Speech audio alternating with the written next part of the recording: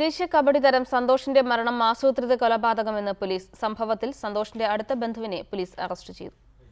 40-കാരനായ കബഡി താരം സന്തോഷിനെ ഡിസംബർ 7-ന് രാവിലെയാണ് വീടിനകത്ത് ദുരൂഹ സാഹചര്യത്തിൽ മരിച്ച നിലയിൽ കണ്ടെത്തിയത്.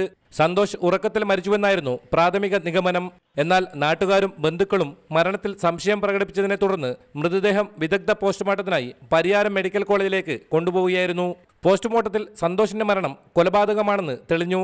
ശ്വാസം മുട്ടിച്ച് സന്തോഷിനെ കൊലപ്പെടുത്തുകയായിരുന്നുവെന്നാണ് പോസ്റ്റ്മോർട്ടം റിപ്പോർട്ട്. ഇതിനിടയിൽ കൊലപാതകം നടത്തിയ ആളെക്കുറിച്ചും പോലീസിന് സൂചന ലഭിച്ചു. വെള്ളരിക്കുണ്ട് CI TP സുമേഷിന്റെ സമർത്ഥമായ നീക്കത്തിലൂടെ സന്തോഷിന്റെ മാതൃ സഹോദരി പുത്രനായ കാര്യംകോട് സ്വദേശി മനോജ് പിടിയിലാവുകയും ചെയ്തു. കൊലപാതക കാരണം പോലീസ് പറയുന്നത് ഇങ്ങനെ: സന്തോഷിനെ കഴുത്തിൽ കയർമുറുക്കി കൊലപ്പെടുത്തുകയായിരുന്നുവെന്ന് മനോജ് ചോദ്യം ചെയ്യലിൽ സമ്മതിച്ചിട്ടുണ്ട്. പ്രതിയെ സന്തോഷിന്റെ വീട്ടിലെത്തിച്ച് തെളിവെടുപ്പ് നടത്തി. സംഭവത്തിൽ കൂടുതൽ പേർ ഉൾപ്പെട്ടിട്ടുണ്ടോ എന്നും അന്വേഷണം നടക്കുന്നുണ്ട്. KV Baiju, reporter, Kasaragod.